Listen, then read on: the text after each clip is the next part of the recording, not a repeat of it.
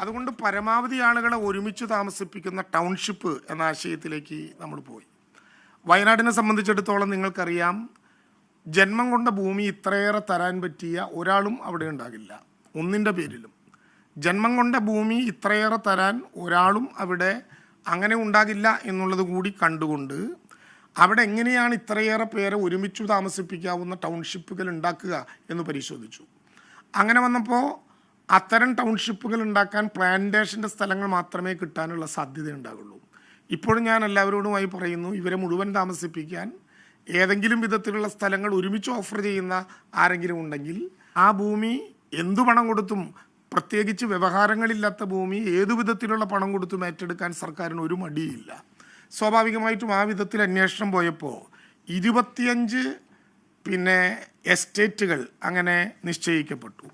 ആ 25 എസ്റ്റേറ്റുകൾ നിശ്ചയിക്കപ്പെട്ടപ്പോൾ ആ 25 എസ്റ്റേറ്റുകളിലും സുരക്ഷിതമാണോ എന്ന് നോക്കണമല്ലോ. പലരും പറഞ്ഞു, ഞങ്ങൾ പുത്തുമലയിലായിരുന്നു, പുത്തുമലയിലെ ദുരന്തമുണ്ടായപ്പോൾ ഞങ്ങൾ ചൂരൽമലയിലേക്ക് വന്നു, ഈ മലയിലും ദുരന്തമുണ്ടായാൽ ഞങ്ങൾ എവിടേക്ക് പോകും എന്ന വിലാപങ്ങളുടെ നടുവിൽ ഈ 25 എസ്റ്റേറ്റുകൾ എവിടെയെങ്കിലും ആളുകളെ വിടാൻ പറ്റാത്തത് കൊണ്ട് ജോൺ മത്തായിയുടെ നേതൃത്വത്തിലുള്ള 6 അംഗ സംഘത്തെ ഒരു പ്രത്യേക പഠനത്തിന് വേണ്ടി ഞങ്ങളവിടെ നിയോഗിക്കുകയുണ്ടായി.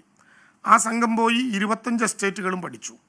ആ 25 എസ്റ്റേറ്റുകൾ പഠിച്ചതിൻ്റെ വിശദങ്ങളായിട്ടുള്ള കാരണങ്ങളടക്കം ജോൺ മത്തായിയും അദ്ദേഹത്തിൻ്റെ പഠന സംഘവും കൺക്ലൂഷനോടെ 5 കൺക്ലൂഷൻ നിലപാടുകളോടെ ഒരു റിപ്പോർട്ട് നമ്മുടെ മുമ്പിൽ അവതരിപ്പിച്ചു.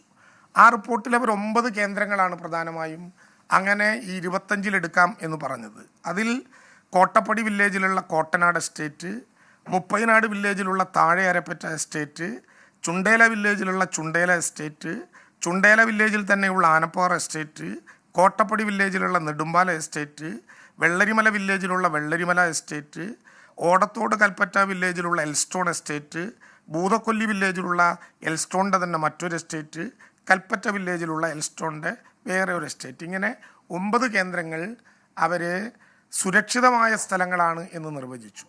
9 സ്ഥലങ്ങൾ കിട്ടിയത് കൊണ്ട് മാത്രം പ്രശ്നമില്ലല്ലോ. ആ 9 സ്ഥലങ്ങളിൽ നേരത്തെ ഹൃദയവേദനയോടെ പറഞ്ഞതുപോലെ ദൈവം ഞങ്ങളെ പലതാക്കി പിരിച്ചു, ഇനി ജീവിച്ചിരിക്കുന്നവരെ പിരിക്കരുതെന്ന് പറഞ്ഞ കൂട്ടത്തിൽ ആ യോഗത്തിൽ പങ്കെടുത്ത മഹാഭൂരിപക്ഷം ആളുകളും ജനപ്രതിനിധികൾ ഉൾപ്പെടെ പറഞ്ഞ കാര്യം, ഞങ്ങൾക്ക് ഈ ഭൂമിയുടെ ഏറ്റവും അടുത്ത് താമസിക്കണം.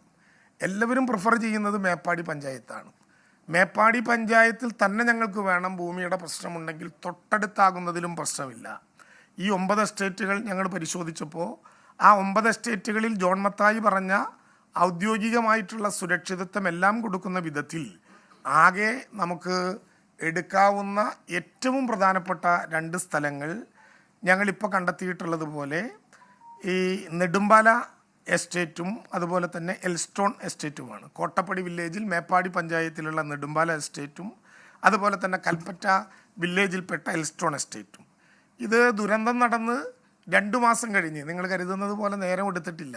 25 എസ്റ്റേറ്റുകൾ കണ്ടു, ജോൺ മത്തായിയുടെ റിപ്പോർട്ട് വാങ്ങി. ജോൺ മത്തായിയുടെ റിപ്പോർട്ട് വാങ്ങി 10 ദിവസത്തിനുള്ളിൽ കേരളത്തിൻ്റെ മന്ത്രിസഭ ഈ നേരത്തെ ഞാൻ പറഞ്ഞ നെടുമ്പാല എസ്റ്റേറ്റും എൽസ്റ്റോൺ എസ്റ്റേറ്റും ഏറ്റെടുക്കുക എന്ന ആശയം തത്വത്തിൽ അംഗീകരിക്കുകയുണ്ടായി. ഇപ്പോൾ കൃത്യമായി പറഞ്ഞാൽ 3/10/2024 കേരളത്തിലെ മന്ത്രിസഭ അക്കാര്യം തത്വത്തിൽ അംഗീകരിച്ചു. 4/10/2024 11/2024 DMD എന്ന ഉത്തരവ് പ്രകാരം സത്യത്തിൽ ഈ ഭൂമി തത്വത്തിൽ ഏറ്റെടുക്കാൻ വേണ്ടി ഈ 2 ഭൂമിയും ഏറ്റെടുക്കാൻ വേണ്ടിയിട്ടുള്ള സർക്കാരിൻ്റെ ഉത്തരവ് സർക്കാർ പ്രഖ്യാപിച്ചു.